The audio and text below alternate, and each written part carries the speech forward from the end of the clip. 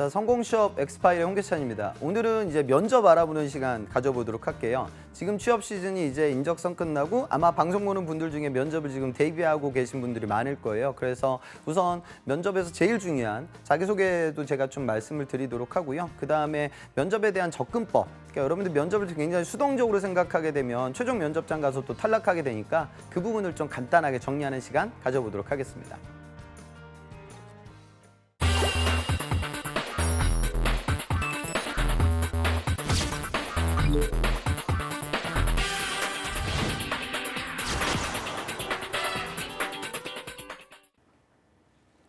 자, 면접의 접근법 자체가 잘못된 구직자들이 너무나 많아요. 그래서 제가 짧은 시간이지만 내가 어떤 컨셉으로 면접장에 가야 하는지 그 부분을 좀 말씀드리는 시간 가져보도록 하겠습니다. 그러니까 여러분들 또 어렵게 인적성 시험 붙고 또 면접장 올라갔는데 거기서 떨어지고 또 인적성 문제집을 찍고 또 다음 시즌에 스카치 테이프로 붙여가지고 또 풀고 이런 일이 있어서는 안 돼요. 그래서 마지막 관문에서 떨어지지 않기 위해서 어떤 부분을 주의해야 되는지 좀 하나하나 알아나가도록 하죠.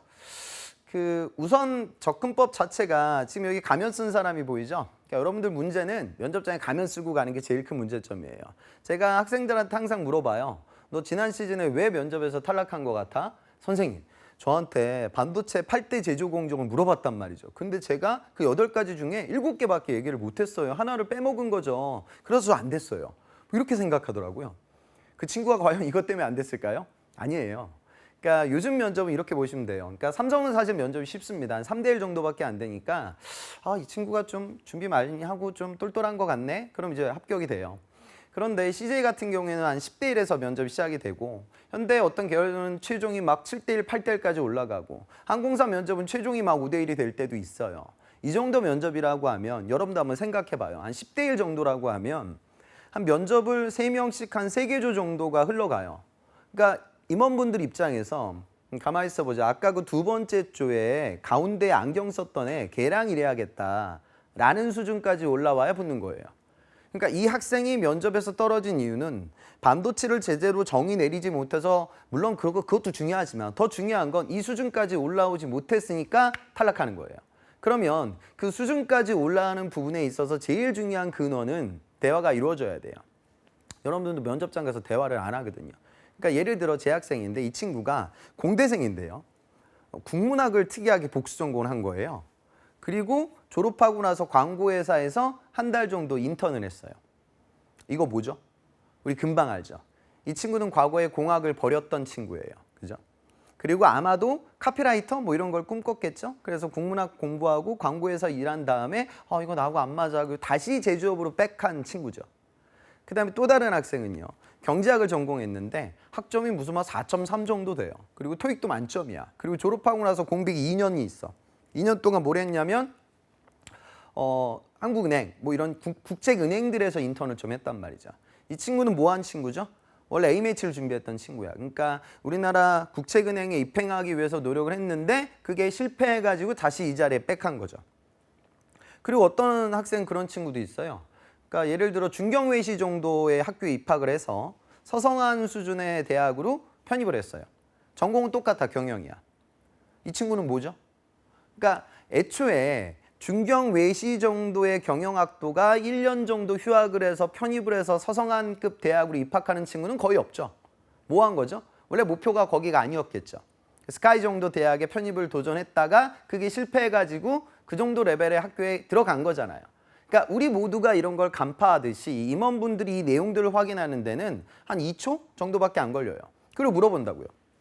아니 공대생인데 왜 국문학을 복수 전공하셨어요? 제 학생 뭐라고 얘기했냐면 면접관님 저는 공대생으로서 발표 능력이 너무나 부족했습니다. 그래서 그 발표 능력을 증진시키고자 국문학을 공부하게 됐습니다. 뭐 이런 말도 안 되는 소리를 해요. 여러분 공대생이 발표력을 높이기 위해서 국문학을 공부하는 친구는 없어요. 그러니까 이럴 때는 사실대로 얘기해야 돼요. 면접관님 저는 과거 공학보다는 좀 인문학적인 소양에 대한 관심을 갖고 국문학을 전공해서 광고산업에서 카피라이터로 성장하겠다는 그 꿈을 갖게 됐습니다. 하지만 제가 인턴 생활 진행해 보면서 긴 사회생활을 걸어가는 그 과정들 속에 전문성이 그 무엇보다 중요하기 때문에 저 본연의 포지션을 찾고자 지금 이 자리에 다시 오게 됐습니다. 아까 그 은행 준비했던 친구 사실대로 얘기하면 되잖아. 경제학을 열심히 공부를 하고 학점도 높았으니까 우리나라 최고의 은행에 입행하겠다는 꿈을 갖게 됐다. 하지만 그 과정이 너무나 힘들었고 저의 역량이 부족해서 실패했다. 하지만 제가 은행 인턴을 통해서 배웠던 그 과정들은 은행의 본질이라기보다 오히려 시장조사 관련된 경험들을 많이 갖게 됐고 반도체라는 이 시장에서도 산업구조를 분석하는 게 그 무엇보다 중요하기에 저는 제가 배웠던 역량을 다른 산업에 적용시켜 보고자 한다. 아까 편입했던 친구 뭐라고 해야 돼? 사실대로 얘기해야지. 저는 당시 대한민국 최고 대학에 대한 그런 꿈이 남아 있었다. 그래서 주변에 만류도 있었지만 휴학을 하고 편입 공부를 하게 됐다. 하지만 실패했다. 근데 이미 또 편입을 한 마당이었기 때문에 조금이나마 학업 시스템이나 이런 기회가 많은 대학을 찾아 지금의 모교를 졸업하게 됐습니다. 이렇게 사실대로 얘기해야 되는데 여러분들은 사실대로 얘기하지 않고 그거를 방어해요. 그러면은 대화가 이루어지지 않아요. 그러니까 면접장에서 제일 중요한 건 면접관과 대화를 통해서 그분들 입장에서 이 친구가 좀 이래야겠네 이런 느낌을 주는 게 그 무엇보다도 중요하죠. 그래서 제가 가면 쓰고 면접장에 가지 말라 이렇게 좀 말씀드리는 거예요. 학점 관련돼서 물어보잖아요. 실제로 학생들이 막 이렇게 얘기해요. 학점 이렇게 낮아요? 뭐라고 하냐면 면접관님 저희 학점이 다소 낮게 보일 수도 있다고 판단이 됩니다. 이게 뭐예요? 여러분들 회사 입사해서 사장님이 야 김대리 이번 달 매출 왜 이러냐? 사장님 그번 달 매출이 다소 낮게 보일 수도 있다고 판단이 됩니다. 이렇게 얘기하는 사람 없잖아. 그러니까 뭐냐면 단 하나의 티끌이라도 이제 노출이 되게 되면 나는 떨어질 거야. 그래서 그거를 방어막을 여러분들이 치세요. 그러면 그 방어막 때문에 여러분들 진짜 모습이 보이지 않는 거죠. 제 예전 학생인데요. 그 삼성에 입사하기 위해서 예상 질문 리스트를 만들었어요. 예상 질문 리스트는 다 여러분들 만들어야 돼. 근데 그 부분도 포탈에서 찾으면 안 돼요. 여러분들의 이력서와 여러분들의 자기소개서에서 예상 질문이 나오는 거죠. 그리고 요즘 면접은 꼬리물기 질문이 대세이기 때문에 자 내가 무슨 프로젝트 했다고 이야기를 해. 그러면 면접관이 묻겠죠. 그 프로젝트 할 때 본인 역할은 뭐였어요? 어떤 단계가 어려웠어요? 이렇게 물어봐. 그럼 내가 어떤 단계가 어려웠다고 이야기를 해. 그럼 면접관은 나의 답변을 듣고 또 무엇이 궁금해질까? 이렇게 트리 구조로 질문을 만드는 거예요. 그러면 이런 식의 예상 질문 리스트를 뽑아내기 시작을 하면 한 50개 정도 금방 나와. 자, 그런데 그거를 만들었어요, 제 학생은. 근데 여기서부터 잘못됐는데 이제 마음이 불안하니까 그것들에 대해서 5줄, 6줄로 다 모범 답안을 만들었고요. 그걸 완벽하게 다 외웠고요. 그리고 면접장에 들어갔어요. 질문을 꼼꼼하게 뽑았기 때문에 그 50개 질문 내에서만 질문이 들어오더래요. 그래서 외운 대로 그대로 답변해요. 그럼 떨어져요. 그럼 면접관은 여러분들이 보이지 않는다고요. 붙기 위해서는 판단이 서야 돼요. 면접관 입장에서 이 친구는 좀 스펙은 좋은데 좀 기회주의자 같은데? 응? 이 친구는 좀 스펙은 낮지만 좀 서글서글하게 사회생활은 잘할 만한 친구이네. 뭐 이런 가늠이 돼야 되는데 가늠이 안 된다고요. 아마도 그날 면접관은 제 학생의 가면을 벗기기 위해서 이 질문도 해보고 저 질문도 해봤을 거예요. 근데 제 학생은 벗겨지지 않는 철가면을 쓰고 있으면 면접 볼 맛이 나지 않잖아요. 자, 여러분 포장지의 제일 미션은 뭐야? 찢겨지는 거야. 찢겨지지 않는 포장지로 날 둘둘둘 싸맨 다음에 나 오늘 면접장에서 왜 떨어졌지? 이런 식으로 회고하지 않았으면 좋겠어요. 면접장 가서 여러분들 제일 안 좋은 질문이 뭔지 아세요? 이런 질문이 최악의 질문이야. 홍기찬 씨는 오늘 본인의 진짜 모습이 좀 안 보이는 것 같은데요? 그럼 떨어지는 거야. 근데 여러분도 그런 질문 받으면 그냥 웃고 있죠. 그러니까 그런 부분들을 좀 생각을 하시고요. 그러니까 자기소개를 외우지 마세요. 면접관이 외운 자기소개 정말 듣기 싫어해요. 그러니까 제 학생 외운 대로 그대로 자기소개했는데 첫 질문이 뭐가 들어오냐면 홍기찬 씨, 그런 거 말고 진짜 자기소개 한번 해봐요.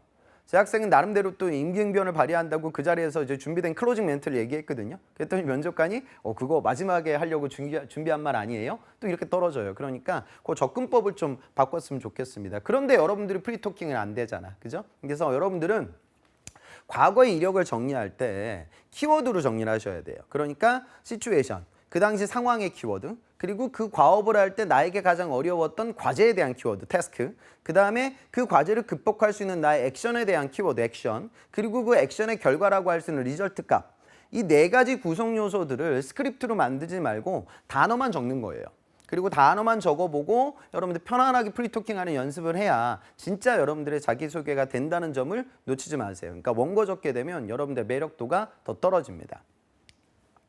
그러면 과연 이 면접을 통해서 기업이 추구하는, 그러니까 뽑으려는 인재의 가장 중요한 덕목은 뭘까요?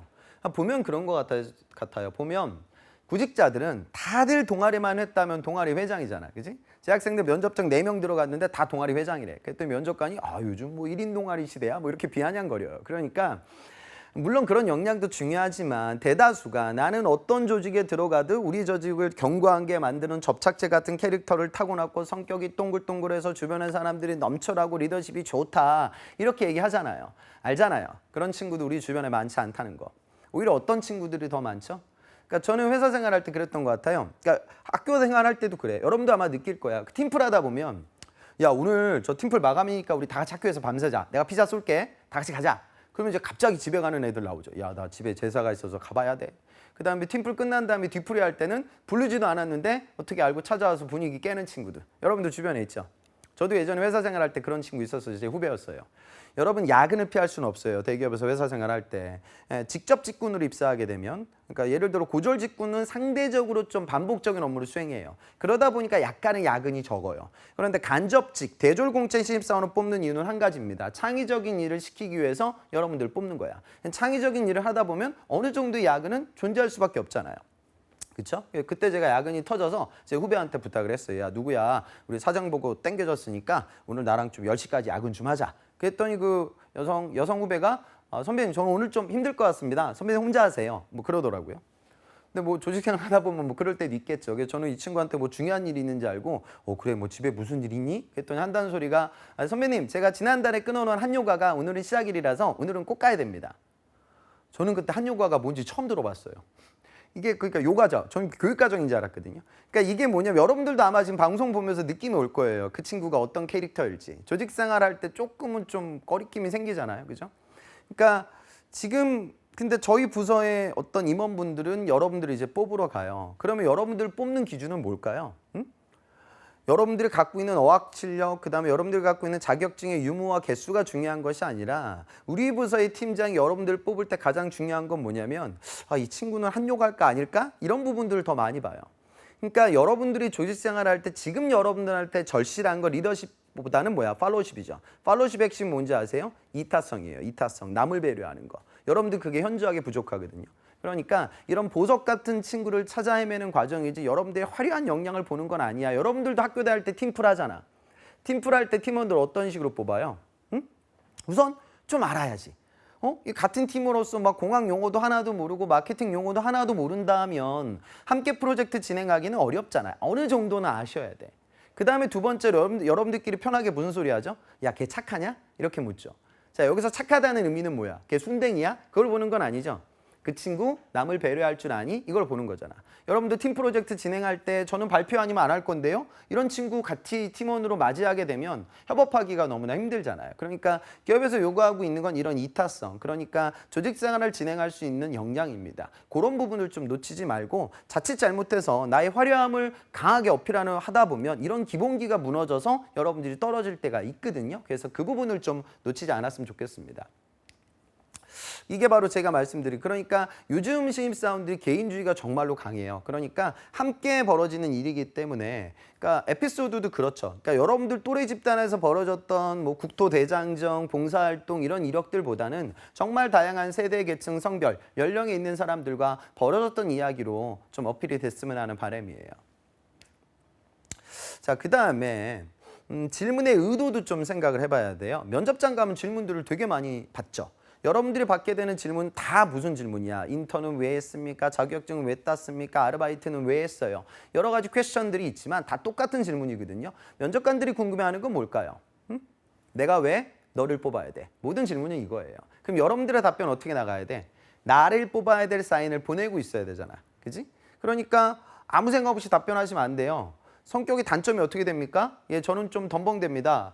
그래서 예전에 목욕탕에서 크게 넘어져서 통기부스를 한 6개월 했었습니다. 그래서 학교를 열심히 다녔죠. 학점이 낮아졌어요. 막 이상한 소리 하는 애하고 똑같은 얘기 하는 거야. 저도 덤벙됩니다. 소프트웨어 엔지니어야. 그래서 학부 연구생 시절 교수님 밑에서 UI 프로젝트를 진행했었는데 마지막에 코딩을 거꾸로 하는 바람에 프로젝트가 전날 무너진 기억이 있습니다. 지금 둘 다 덤벙됐다는 이야기를 하고 있는데 한 친구는 목욕탕 깔고 얘기하고 있는 거고 한 친구는 연구실 깔고 이야기를 하는 거잖아. 그러니까 답변을 할 때 나를 뽑아야 될 이유를 보내야 된다고요. 재학생이 학점이 4.2 정도 되거든요. 면접장 가서 면접관이 이렇게 질문하더래요. 약간 비아냥거리면서 요즘 대학들은 그 학점을 잘 준다고 하던데 학점 인플레이션에 대해서 개인적으로 어떻게 생각해요? 제 학생 뭐라고 했는지 아세요? 예, 좀 그런 것 같습니다. 이게 뭐예요? 이건 뭐냐면 내가 하이마트에 공기청정기를 사러 간 거야. 손님 그 영업사원한테 물어봐. 아저씨 공기청정기가 이게 부피가 크네요. 이거 전기 많이 먹지 않나요? 그랬더니 영업사원이 예, 조금 먹죠. 이렇게 얘기하는 거랑 똑같은 거잖아요. 영업사원은 나한테 무슨 설명을 할까요? 이 공기청정기를 사야 할 그 이유를 설명하겠죠. 고객님, 공기청정기 안 써보셨나 보네요. 이게 덩치는 이렇게 크지만 전기 소모량은 선풍기 2대 정도? 그러니까 전기값 걱정을 하실 필요 없습니다. 요즘 미세먼지 얼마나 심각해요. 이번 기회 하나 장만하시죠. 저희가 지금 프로모션 행사 마지막 날이라서 오늘 구매하시면 추가 할인 5%도 가능합니다. 이렇게 얘기가 팔릴 거 아니야. 그러니까 답변을 할 때 나를 뽑아야 될 이유를 보내야 된다는 점을 여러분들이 망각하지 마세요. 그런데 이게 또 너무 왜곡되면 안 돼요. 그러니까 삼성 면접도 그런데요. 대기업 면접들을 보면 주로 3스텝으로 면접이 이루어져요. 첫 번째가 오프닝 질문, 문을 여는 질문을 하고요. 두 번째가 내용 확인 질문을 해요. 내용 확인 질문은 여러분들이 갖고 있는 이력서와 자소서에 있는 내용을 검증하는 거고요. 마지막은 이제 상황 압박 질문합니다. 오전 면접장에서 가장 많이 사용되는 면접은 이거예요. 질문은. 고기자 씨 오늘 아침은 뭐 먹고 왔어요?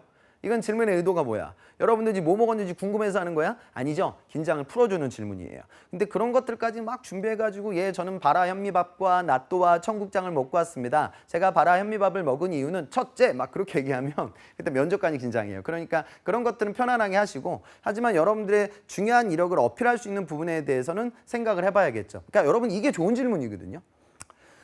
홍기찬 씨, 제가 솔직히 말씀드릴게요. 아까 이 자리에 앉아 있었던 본인 경쟁자가 있는데 본인보다 좋은 학교 출신이고 학점도 높고 어학점수도 높더라고요. 그럼에도 불구하고 누구 씨를 뽑아야 한다면, 홍기찬 씨를 뽑아야 한다면 그 이유는 뭐죠? 여태까지 살아오면서 가장 힘들었던 기억은 어떤 기억이 있고 그 일을 극복하기 위해서 무슨 노력을 해보셨어요? 전공 과목 공부하면서 가장 어려웠던 과목이 뭔지 저한테 소개해 줄래요? 아르바이트 많이 하셨다고 했는데 알바할 때 본인을 가장 괴롭혔던 진상 손님, 어떤 손님이 있었어요? 자, 이 질문들은 뭐예요?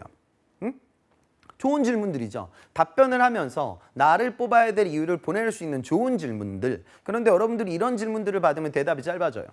뭐 C 언어 썼습니다. 짧게 끝나고요. 안 좋은 질문 받으면 또 이제 신나죠. 학점이 이렇게 낮아요? 그럼 여러분 학점이요? 막 떠들어. 그러면 이제 대화가 어떤 식으로 흘러가는 거예요? 이 친구는 기회를 주면 별로 말이 없고 변명은 되게 많이 하는구나.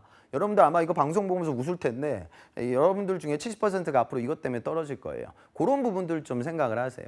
제가 예전에 받았던 질문 중에 하나인데 좋아하는 동물을 선택하시고 그 이유를 설명해 주세요. 뭐 이런 식의 질문이었어요. 5명한테 공통 질문을 했고요. 그 5명 중에 3명이 이제 강아지 이야기를 했고 제 옆에 있던 구직자는 뭐 소를 얘기하더라고요. 뭐 이유는 맛있다 뭐 이런 얘기 했었어요. 제가 이야기했던 동물은 여기 있는 리카온이라는 아프리카에 있는 조그마한 늑대예요. 이 조그마한 늑대가 아프리카에 있는 맹수들 중에 사냥의 성공률이 가장 높아요. 사자가 한 3알 정도 되는데 이 리카온이라는 맹수는 7알 정도에 육박하거든요. 이 작은 늑대의 사냥의 성공률은 왜 이렇게 높을까요? 결국 협업이겠죠. 그러니까 얘네들은 먹이를 타겟팅하면 5시간, 6시간 격리시켜서 잡아먹는다고. 그러니까 결국 저는 협업에 대한 이야기를 좀 하고 있는 거잖아요. 물론 저는 이건 동물의 왕국을 제가 너무 많이 봐서 이런 소리 하는 거지만 작은 이야기를 할 때도 그런 식의 조건들을 넣어서 여러분들이 질문을 끌어갔으면 좋겠어요. 그리고 이거는 이제 면접의 좀 스킬, 기술과 관련되는 부분들을 좀 설명드릴게요. 1분 자기소개에 대해서 여러분들이 많이 생각을 하는데 저는 이건 낚시하는 그림을 제가 그려놨잖아요. 그러니까 아셔야 되는 부분은 뭐냐면 제일 좋은 1분 자기소개는 뭘까요? 면접관도 사람이야. 그러니까 자기소개를 듣고 이거 물어봐야겠는데 그러니까 제일 좋은 자기소개는 내가 자기소개를 툭 던졌을 때 나한테 들어올 수 있는 첫 질문이 똑같은 자기소개. 얘가 베스트예요. 그러니까 그 면접장 가서 무슨 저는 에스프레소 같은 인재입니다. 물을 만나면 아메리카노가 되고 우유를 만나면 라떼가 되고 뭐 이런 얘기를 해봤자 면접관이 그거 듣고 막 질문할 거리가 떠오르진 않잖아요. 그러니까 이렇게 생각하세요. 누구나 내가 이 면접장에서 반드시 떠들어야 할 여러분들의 어떤 이력과 컨텐츠와 에피소드가 있겠죠. 근데 자기소개하라고 했는데 그 얘기를 내가 일장 연설을 할 수는 없잖아요. 그러니까 짧게 자기소개를 하고 질문을 유도하고 질문에 대한 답변을 통해 오늘 내가 이 자리에서 반드시 떠들어야 할 여러분들의 컨텐츠를 노출시킬 수 있는 그 상황으로 만드는 게 여러분들 입장에서 가장 유리한 대화의 시발점이잖아요.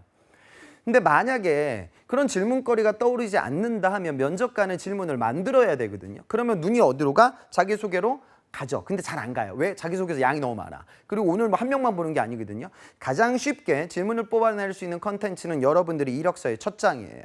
그럼 제일 먼저 들어가 있는 게 뭐죠? 고등학교 입학 졸업, 대학교 입학 졸업. 이 친구는 여학생인데 학교를 7년 넘게 다녔네? 군대 갔다 오셨나요? 뭐 이런 식의 질문. 그러니까 자소서 첫 장에 들어가는 내용으로 질문을 받아서 긍정적 사인을 보낼 수 있는 구직자는 그다지 많지 않다고요. 그러니까 여러분들이 그런 식으로 준비를 하는 거죠. 면접을 제발 부탁인데 수동적으로 준비하지 마세요.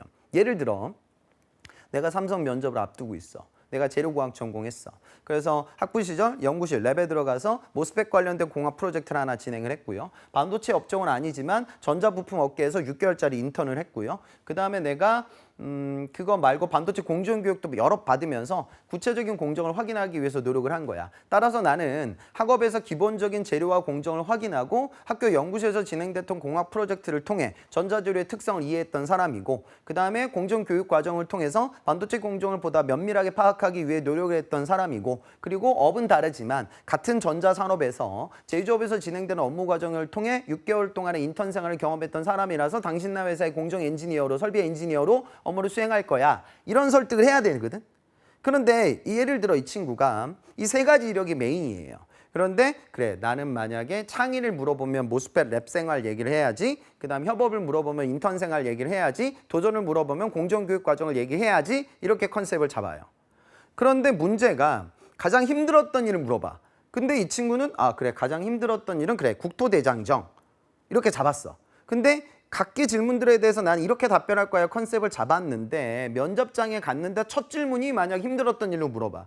그러면은 면접 하수들은 무슨 얘기를 하냐면 국토대장정 얘기를 해요.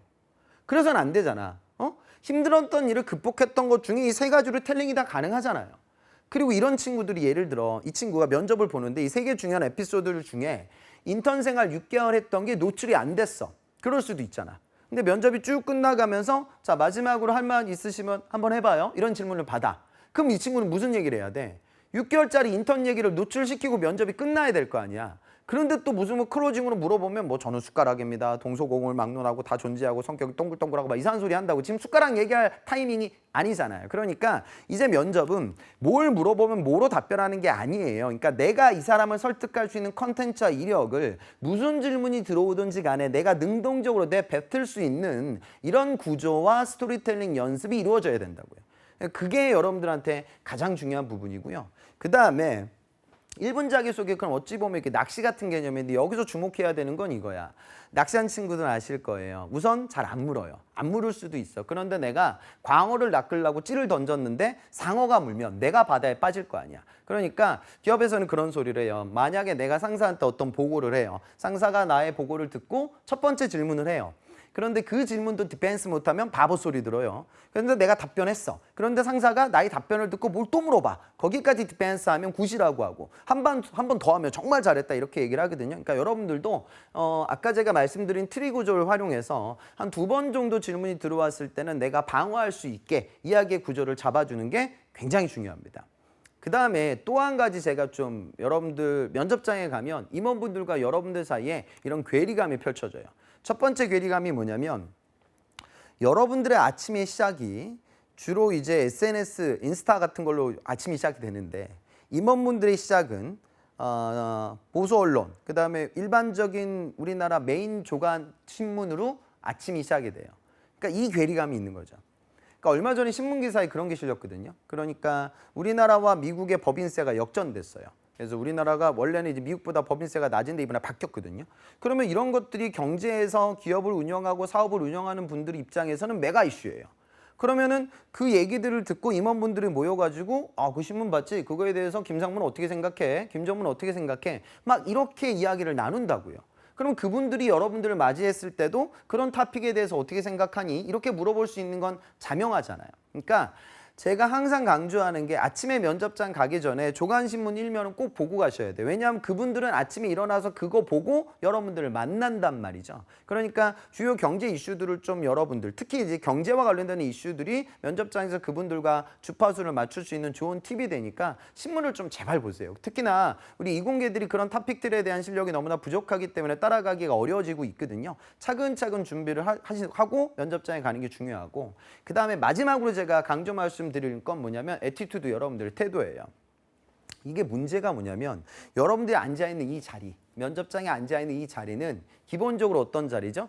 백화점이에요.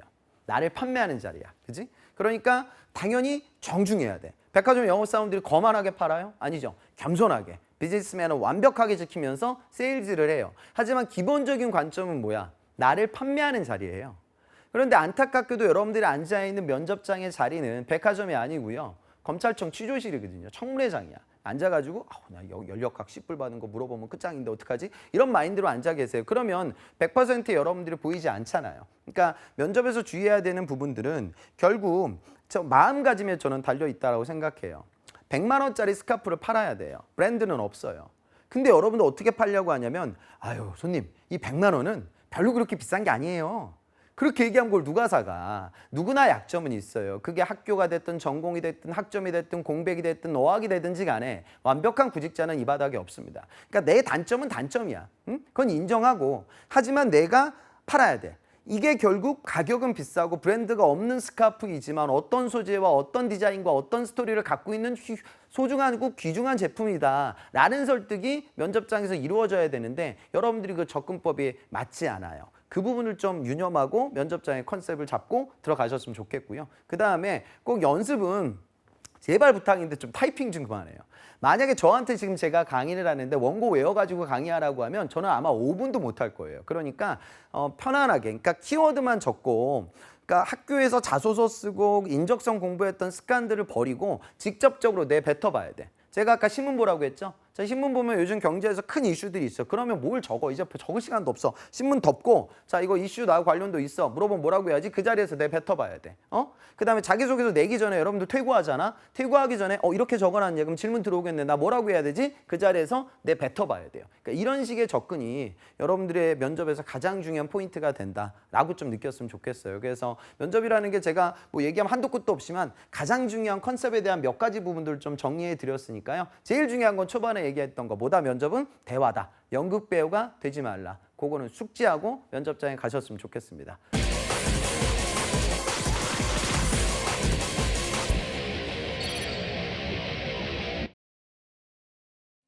자, 개괄적인 면접 기법에 대해서 컨셉 정도는 제가 다 잡아드렸는데, 이 지금 기술적으로는 사실 창의성 면접, PT 면접, 토론 면접, 임원 면접, 롤플레이 면접, 다양한 면접들의 이 기법들이 기업들마다 좀 다르거든요. 그래서 각자 여러분들 좀 스터디원들과 함께 노력도 해보고 거울 보면서 계속 좀 떠들어보는, 직접 말로 연습하는 그런 부분들을 차근차근 밟아 나아가서 최종 합격까지 가는데 저희 방송이 작은 보탬이 됐으면 좋겠습니다. 여러분들의 건승을 기원합니다.